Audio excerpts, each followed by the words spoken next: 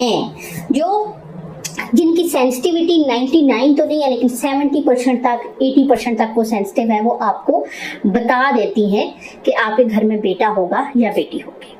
अच्छा, अब इस पे हम बात करेंगे। सबसे पहली बात ये है कि बेटियों की जो प्रेगनेंसी होती है उसके अंदर देखा ये क्या है कि 80% लोगों को मॉर्निंग सिकनेस बहुत ज़्यादा होती है, यानी उल्टी और मतली बहुत ज़्यादा आती है एज कम्पेयर टू बेटे की प्रेगनेंसी में। उसकी क्या वजह होती है कि जो HCG का लेवल होता है वो ज़्यादा हायरली राइज करता है in case of female pregnancy. Number 2, जो फीमेल बेटी की प्रेगनेंसी होती है दैट इज डिफिकल्ट प्रेगनेंसी। उसके अंदर चिड़चिड़ापन बहुत ज़्यादा होता है, उसके अंदर जो आपके मूड स्विंग्स होते हैं वो बहुत ज़्यादा होते हैं, क्योंकि फीमेल बेबी का ज़ाहिर है के अंदर भी ओवरीज हैं, वो ईस्ट्रोजन हार्मोन प्रोड्यूस करती है और ईस्ट्रोजन हार्मोन की वजह से आपके अंदर मूड स्विंग्स या चिड़चिड़ापन ज़्यादा होता है। जबकि मेल बेबी जो होता है उसके अंदर टेस्टोस्टेरोन बेबी हार्मोन होता है, जिसकी वजह से क्या होता है कि आपका जो चिड़चिड़ापन है वो इतना ज़्यादा नहीं होता। तीसरी इंपॉर्टेंट चीज़ कि अगर आपकी बेटी है आपके पेट में तो आपका वेट गेन ज़्यादा होगा, और अगर आपका बेबी बॉय है तो आपका वेट गेन बहुत ज़्यादा नहीं होगा। इसकी भी साइंटिफिक एक्सप्लेनेशन है कि अगर आपका बेबी बॉय है तो टेस्टोस्टेरोन बेसिकली एंड्रोजन है, उसमें क्या होता है कि लीन मसल मास बढ़ता है और फैट कलेक्शन कम होती है, जबकि जो ईस्ट्रोजन होता है वो आपका प्री डिस्पोज करता है फैट डिपोजिशन को। नंबर 4, बेबी गर्ल के जो बम्प्स होते हैं दे आर हायर और बेबी बॉय के बम्प्स जो है वो लोअर होते हैं। आम जुबान में अगर हम बात करें तो बेटे की दफा पेट चपटा होता है और बेटी की दफा पेट थोड़ा बाहर की तरफ निकला होता है।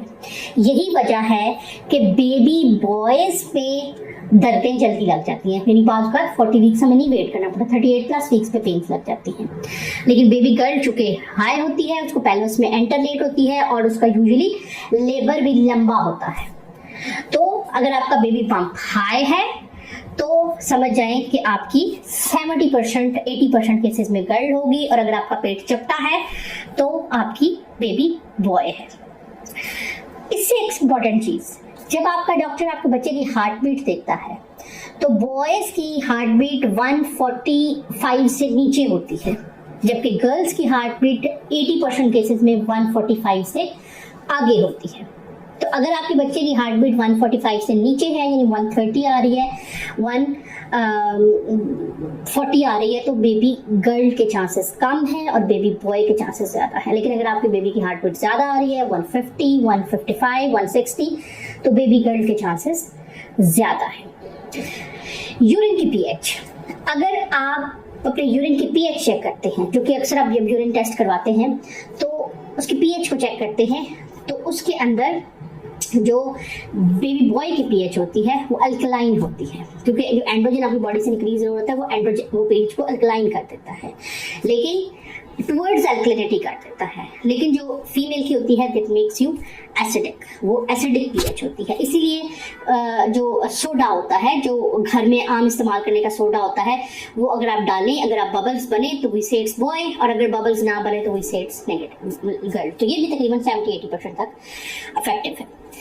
अच्छा, इसी तरह से एक और इम्पॉर्टेंट चीज़ है कि अगर आपको जो है अगर आपकी बेबी गर्ल है तो आपकी स्किन बेहतर हो जाती है और हेयर ग्रोथ इतनी ज़्यादा नहीं होती है। लेकिन अगर आपका बेबी बॉय है तो आपके बाल बहुत हैवी हो जाएंगे, क्योंकि टेस्टोस्टेरोन है बेसिकली वो क्या करता है, हेयर फॉलिकल की ग्रोथ को स्टिमुलेट करता है।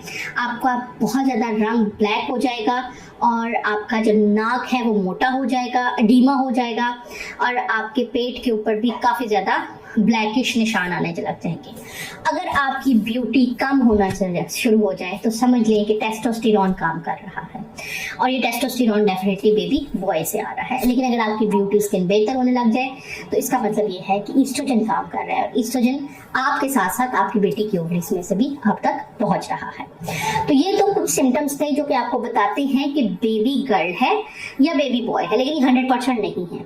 आप में से कई लोग सुन रहे होंगे, वो कह रहे होंगे नहीं जी मुझे तो उल्टी हुई नहीं थी और मेरा बेटा था, डॉक्टर साहब तो कह रही है अगर उल्टी होगी तो बेटी होगी। नहीं, दैट 70%, दैट नॉट 100%, लेकिन हम अंदाजा जरूर लगा सकते हैं। अच्छा, एक इंपॉर्टेंट चीज ये है कि ये भी मैंने इस पर भी एक छोटा सा रिसर्च किया तो मुझे लगा दैट इज ऑल्सो इफेक्टिव। अगर आपकी जो राइट साइड की वो है मतलब टांग की तरफ सैक्रोइलिक जॉइंट की तरफ खिंचाव होता है तो दैट इज बेबी कर्ल, और लेफ्ट साइड की सैक्रोइलिक जॉइंट यानी एक टांग खिंचती है जो आम जुबान में कहते हैं, that is baby point. It's also effective up to 70% cases के अंदर, तकरीबन इफेक्टिव है, जो मैंने उसको स्टडी किया अपनी रूटीन प्रैक्टिस के अंदर। अच्छा, इसके बाद एक टेस्ट ऐसा है जिससे आपका 100% अंदाजा लगाया जा सकता है कि आपका बेटा है या बेटी है। वो test basically fetal free DNA होता है। जब आपका 8वां या 9वां हफ्ता शुरू होता है तो हम आपका एक ब्लड टेस्ट करते हैं और उसमें से डीएनए चेक करते हैं। अगर वो XX आ रहा है तो डेफिनेटली आपके अंदर भी XX ही है और आप खुद भी XX है। और लेकिन अगर कहीं पे हमें XY नजर आ जाता है तो इट शोज कि आपके अंदर जो बेबी आ रहा है दैट इज XY, यानी आपका बेटा है। This is 100%। हम जो अपने PGS के पेशेंट्स करते हैं उनको हम जो 100% श्योरिटी देते हैं वो इसके बाद देते हैं। लेकिन बहुत सारे लोग इसको नहीं करवाना पसंद करते, वो कहते हैं कि 20 हफ्ते के अल्ट्रासाउंड के ऊपर हमें पता चल जाएगा। जो 20 हफ्ते का अल्ट्रासाउंड होता है उसके ऊपर 99% केसेस में आपको पता चल जाता है। इस वीडियो की बहुत ज़्यादा रिक्वेस्ट आ रही थी, this is a very very non scientific video, मतलब इसका कुछ इफेक्ट नहीं है, लेकिन चूंकि इसकी बहुत वो थी रिक्वेस्ट थी तो I thought to make it. तो हम इसको मिलते हैं इंशाल्लाह नेक्स्ट किसी वीडियो में, तब तक के लिए अल्लाह हाफिज।